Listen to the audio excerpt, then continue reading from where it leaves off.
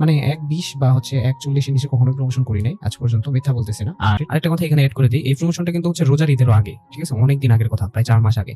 তো আমি যদি হচ্ছে আপনাদের টাকা বা ওনার টাকা মারতাম, তো উনি 4 মাস পরে এসে কেন বলতেছে, ভাই আপনি কি লজ্জা করে না, আপনার প্রমোশন তো আমি দিছি না, আর ভিডিও আমার চ্যানেলে স্ট্রাইক আসছে, সেটা দায়ভার কি আপনি নিছেন? আর দ্বিতীয় কথা, আপনাদের টাকা যদি মারার হইতো অনেক কিছু করতে পারতাম, এই যে ট্রেডিং এর নামে আপনাদের গ্রুপে নিয়ে তারপর উল্টাপাল্টা সিগন্যাল দিয়ে ভালো দিছিলাম। তো 4 ঘন্টার মতো ভিডিওটা ইউটিউবে ছিল।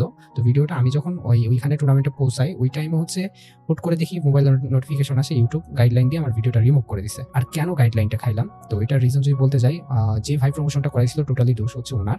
কারণ আমি মানে কিভাবে টাকা অ্যাড করে বা এগুলো হচ্ছে ইউটিউবে টোটালি ইলিগাল, বিশেষ করে ইন্ডিয়ান পেমেন্ট সিস্টেম হলে তো এটা টোটালি ইলিগাল, ওইগুলো ব্লার করে দিতে হয়। বাট আমি হচ্ছে ওনাকে বলি যে ভাই আমি ইন্ডিয়ান পেমেন্ট সিস্টেম দিতে পারবো না। তো উনি আমাকে বলে ভাই প্লিজ করে দেন। আমি একটা ভিডিও 3 বার মানে সলভ করে দিই, ধরেন আমি 3 বার ভিডিও কমপ্লিট করে ওনাকে দিছি, উনি বলছে এই প্রবলেম ওই প্রবলেম, আমি ঠিক করে দিছি। আর একটা ভিডিও বানাইতে মোটামুটি ভালো কষ্ট হয়, আমি একদম বলতেছি না যে সারাদিন চলে যায় এমন কিছু, তা না, বাট ভালো কষ্ট হয় মোটামুটি। তো আমি 3 বার সলিউশন করে দিই ভিডিও। তো উনি আমাকে বলে হচ্ছে এবার ঠিক আছে। তো ওই একটা ভিডিওতে হচ্ছে পেমেন্ট সিস্টেম অ্যাড করতে মনে নাই, যেটা হচ্ছে ইন্ডিয়ান গেটওয়ে ছিল। উনি কিন্তু হচ্ছে বিজনেসটা করতে চাইছিল ইন্ডিয়া বাংলাদেশ 2 জায়গায়। তখন হচ্ছে পরে আমি ওইটা নিয়ে আপত্তি জানাই যে ভাই হচ্ছে এটা আমি দিতে পারবো না। তো উনি বলে ভাই এটা দিয়ে দেন কাইন্ডলি, তাইলে আমার মন মতো হবে। দেন আমি দিয়ে দিই। দেন ভিডিওটা হচ্ছে 4 ঘন্টা পর রিমুভ হয়ে যায় স্ট্রাইকে। আর একটা বড় চ্যানেল, অলমোস্ট আমার 3 মিলিয়ন সাবস্ক্রাইবার, আগে থেকে মনে করেন হচ্ছে ভিডিওটা রিমুভ হয়ে যায়। আমি তারপর ওনাকে বলি যে ভাই এখন কি করার, উনিও মন খারাপ করে যে কি করা যায়। 2 দিন পর উনি আমাকে বলে যে ভাই আমাকে কিছু যদি ব্যাক দিতেন আমার হেল্প হইতো। বাট একটা চ্যানেলের দাম কত টাকা হতে পারে? 3 মিলিয়ন, আপনার আইডিয়া করেন। আমার ক্ষতি তো ওর থেকে বেশি হইলো, তাই না? ওর তো মিনিমাম হচ্ছে আমার 5 লাখ টাকা দেওয়া দরকার ছিল আমার স্ট্রাইক খাওয়ার কারণে।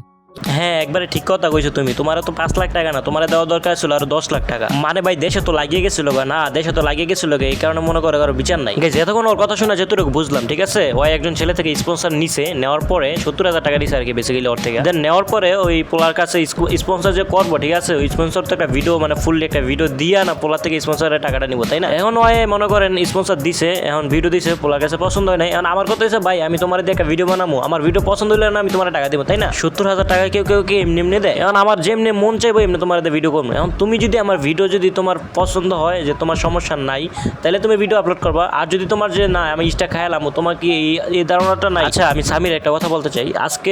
সামি আজকে 1-2 দিন ধরে ইউটিউবিং করে না, আর ওই ইউটিউবে যে প্রমোশনাল ভিডিও যায় আজকে নতুন হয় এরকমও না। এতদিন যাবত যে ওই প্রমোশনাল ভিডিও আপলোড করতেছে ইউটিউবের মধ্যে, ওর কি এটা ওর মাথায় নাই যে এইভাবে ভিডিওটা আপলোড দিলে ইস্টা খাইবো? এখন ওই সব কিছু যাই নেই, ওই ইউটিউবে এই ভিডিওটা আপলোড করছে। এখন ওই বলতেছে ভাই আমি যে ইউটিউবে আপলোড করলাম, আমি ইস্টা খাইছি, তুমি আমার 5 লাখ টাকা দেওয়া দরকার ছিল, তুমি কেন আমার থেকে টাকা চাও? এখন এই কথা শুনে মানে বেসিক্যালি মনে হইতেছে যে দেশে একবার লাগিয়ে গেছে, ঠিক আছে, মানে কি কম, মানে বিষয়টা কিছুটা এরকম হয়ে গেল না, যে আমি একটা গ্যারেজে গেলাম আমার গাড়িটা ঠিক করতে, এখন সেখানে যাওয়ার পরে দেখতেছি যে আমার গাড়ি ঠিক করতে গিয়ে তার মেশিন নষ্ট হয়ে গেছে। এখন সে গ্যারেজের মালিক আমার থেকে সে গাড়ি ঠিক করার টাকা নিল তো নিলই, আবার সে তার মেশিন যে নষ্ট হয়েছে আমার কাজ করতে গিয়া সেটার জন্য সে আর আমার থেকে উল্টা আরো টাকা জিতেছে। বিষয়টা কিছুটা এরকম হয়ে গেল না? দেখো গাইস, আমার কাজ হচ্ছে মানুষের সামনে উপস্থাপন করা যে কে আসলে দোষী। এখন আমি একটা ছেলে থেকে টাকা নিয়েছি স্পন্সর করার জন্য, এখন সেই স্পন্সর করার 4 ঘন্টা যাইতে না যাইতে সেই স্পন্সরের ভিডিওটা ডিলিট হয়ে যায় ইউটিউব থেকে। তো সে ছেলে বললো যে ভাই আমার স্পন্সর যে আপনাদের করাইলাম, আমার স্পন্সরের ভিডিওটা আপলোড দেওয়ার পরেই ডিলিট হয়ে গেল, এখন আপনি কি করবেন? তো সামি বলতেছে যে ভাই আমার স্পন্সর আপনি আমার